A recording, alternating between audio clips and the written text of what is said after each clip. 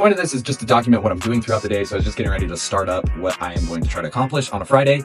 So I like to use a notebook. I like to cross things off and I like to write them down because it forces me to think of the most impactful things that I'm going to do for the day. We also have had a lot of success here with our YouTube shorts. So let me show you what the analytics have been on that. Okay, cool. So here's the channel. Nothing to hide here. You can see the views, right? The watch time, negative subscribers, which is kind of expected because a lot of the people I used to speak to were learning how to get into Salesforce. It's not what I'm talking about anymore. So I'm kind of expecting this to just continue to go down and whittle those people out.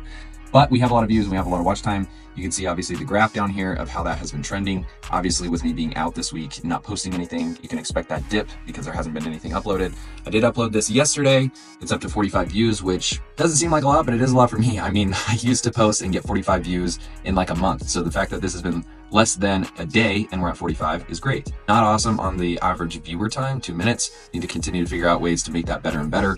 But the majority of the views come from these shorts, as you can see. These are 45 seconds to 3 minutes. You usually keep them around a minute or so. So this is a good spot to continue to push on. Ultimate goal here is just to create things that are showing what I do for a living, what I do on the back end, try to be interesting in any way that I can so that we can get more viewership. Hopefully that viewership then becomes clients down the road as you continue to build out the brand.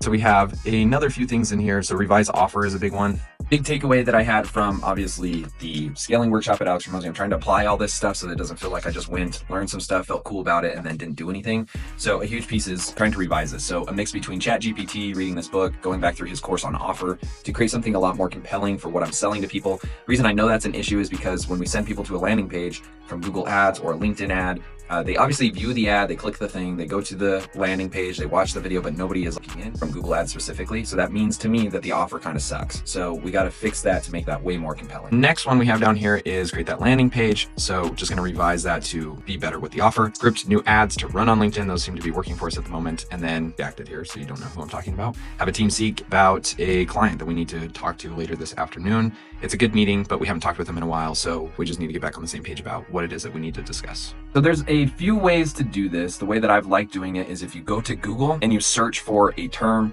usually you'll see those little bar things kind of pop up. I'll show you here in a second. And if you click those a lot, then you continue to get more and more questions. Those are the most frequently asked questions when it comes to that topic.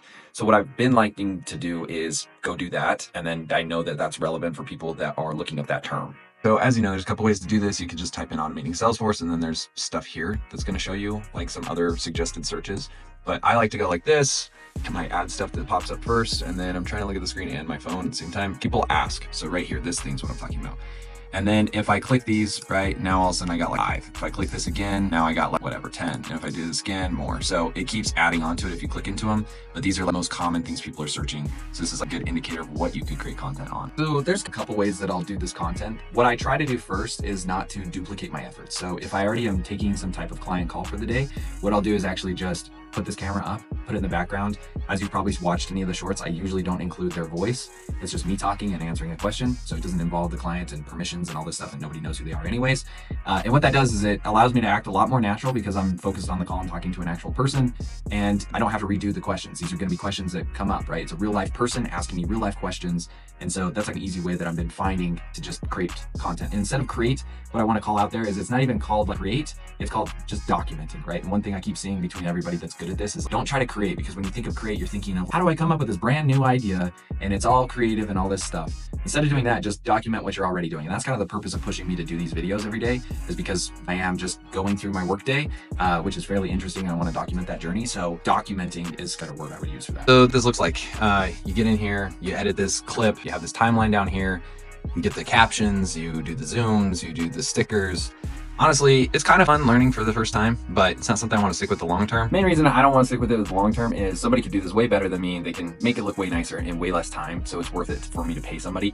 Thing is though, that I've been burned on a lot of times is I hire someone way before I even know what to do with the skill set, and I don't learn it myself, and then I hire someone and then I waste a bunch of money because I can't check the quality. So I'm trying to learn this. I'm going to do 100 videos first on my own, so that way when I do hire someone, I know what to expect and I know how to coach them and I know the person I should be hiring to do the job.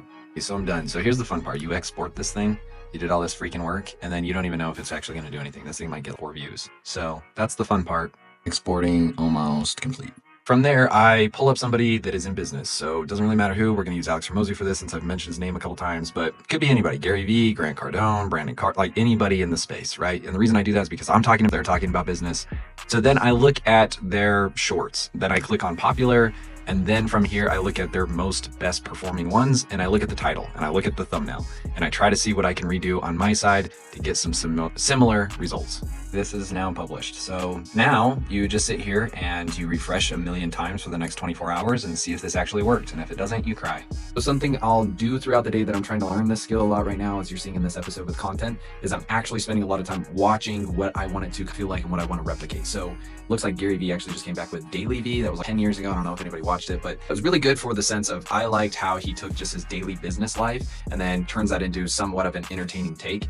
Casey Neistat's another good one at that. So I've been watching a lot of that content, and when I watch it, it's not really for entertainment. What you're watching for is, once you start learning a skill like this, start paying attention to how they operate. You'll learn a lot more, in my opinion, watching how they operate things versus trying to Google exactly step-by-step guides. So when I watch the video, it's like, when do they do transitions?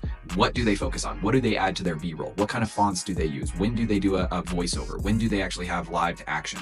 Right? So all that stuff, I think, helps me come up with better ideas for this stuff and try to apply it and test it out. So for example, watch this. I'm about to hit play here, but watch text that comes in, and then you'll notice things because you're used to editing. So now I'm watching for sounds and fonts. So when we click, if you heard that, all that got put in. So now that I've been editing, I know that when this comes in, that's the typewriter font, or the typewriter animation, I should say, that typed it out. Font doesn't really matter too much here. I'll just pick my own. And then they also add a sound on the back end to make it sound like someone's typing on the keyboard. So little stuff like that, where it's just like, it is all the little details in this kind of stuff that makes good content. All right, we just had our team call. This was meeting with the redacted client here.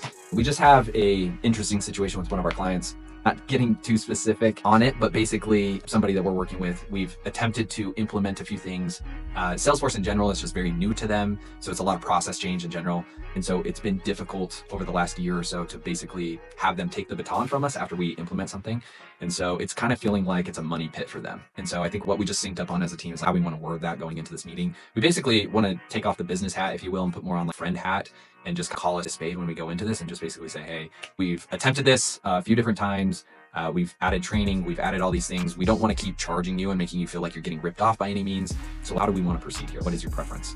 And then talk to those concerns as they bring them up. Because like I said, in our opinion, it's starting to feel like we can implement all day. We can put stuff in Salesforce all day, but if your team doesn't use it, they don't commit to it. They don't commit to learning how to use it.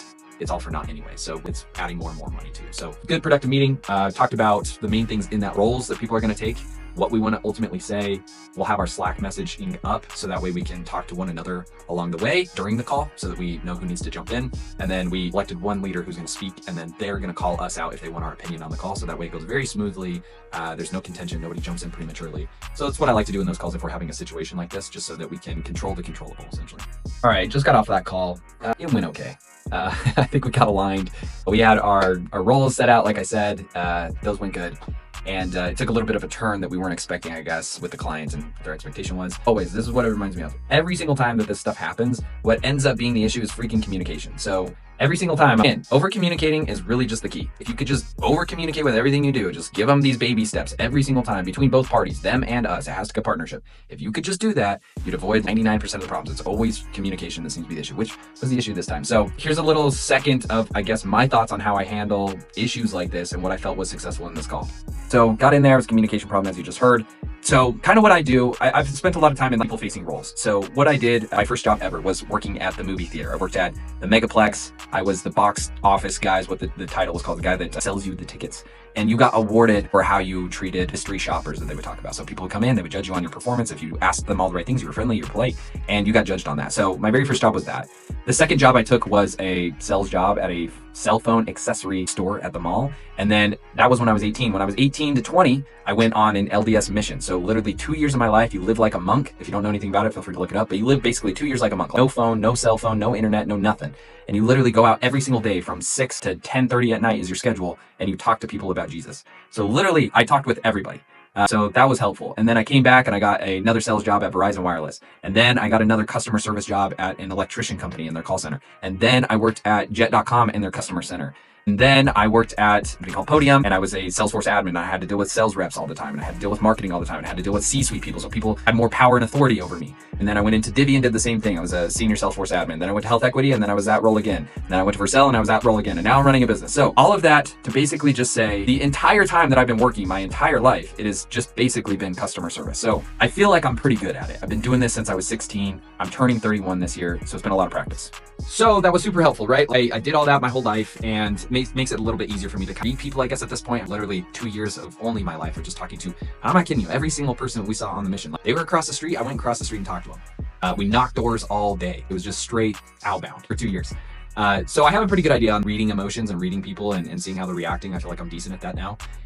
So in this call, what I felt was successful is we had our roles, we had someone talking. You could tell that there was like vibe going on of like things just aren't clicking or not understanding where the miss was here. Like, isn't the work done? Why are we still waiting on it? What do we got to do next? So that person asked me to jump in. I jumped in. And then from there, I feel like what you got to do is quickly explain how we got to this point.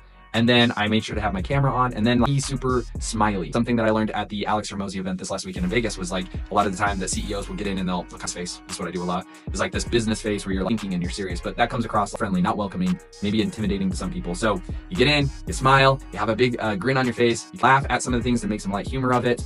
You reinforce that you're going to take care of this problem. You reinforce the next steps. You take control in the driver's seat and be like, this is how we got here. This is what we need from you. Is that good? Yes. Awesome. Smiley. Here's all the things that went wrong. Whoops. Here's the issue. Get them to laugh, get them to lighten up so it's not so serious, which we did.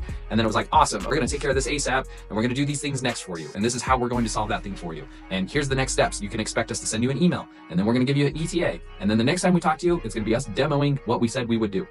So that really helps. I felt like that kind of negated everything, and it was a lot easier for them to loosen up, and they all started smiling and being a little more happy, and it makes you feel a little bit better about it. And you call things out too. I feel like I do a decent job at this point where I don't have so much fear around just calling a spade is what I said earlier. So straight up when they were like, why didn't this get done? I was like, well, we've had some conversations about budget in the past, and that has sometimes raised some flags. So we were super conservative here, and we didn't just move forward and we're waiting for no. It's clear now that communication got lost in emails, and either one of us could follow up, but we didn't, and that's behind us now, but that's why we're here. That's why that happened. And then also for my team to nobody be in trouble, I always try to be like, that's fully on me. I told my team to pause. I told us to not do that. And this is the reason why.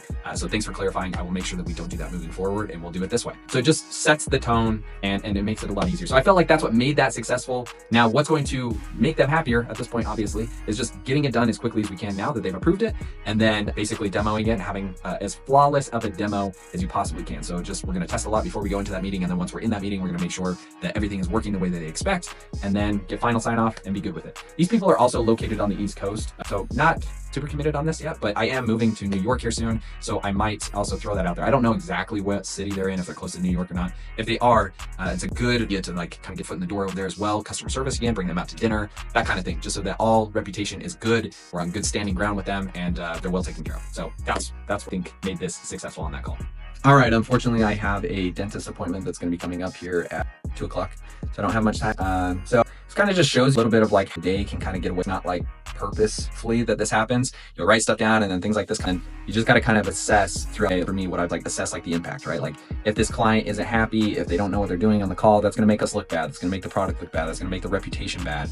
So impact and priority then skyrockets. All this other stuff that I'm doing, start to piece together when you're running a business, like why this is going to be better if you can delegate things, right? Because if you can delegate, none of this stuff gets dropped. But right now there's a lot of the sales and marketing stuff that's on me, content creation, all that stuff's on me. So if I have to jump into something else, this is what slows these other things down to where you're like, man, somebody doing this, it would just happen all the time. It would just be systematized. So that's why you want to kind of work into these things, because then your business at all levels is just running. And that took me a really long time to get to the point to actually understand how that worked, because I'd always just want to keep the money. But once you realize the business should be running without you, that's like what a true business is. Otherwise, in my opinion, you're just like a freelancer of some sort. The business kind of owns you. It's your own job. You want it to not be that way. So I've just been working more and more to try to get to that point.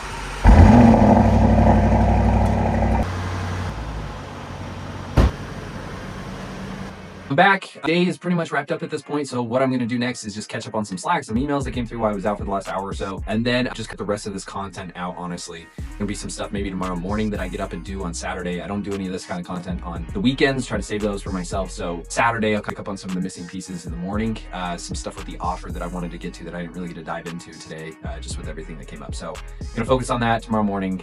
and then hopefully Monday have that all situated to go, and then we can talk through how I'm going to do paid ads and all that kind of stuff on Monday. So we'll end it here.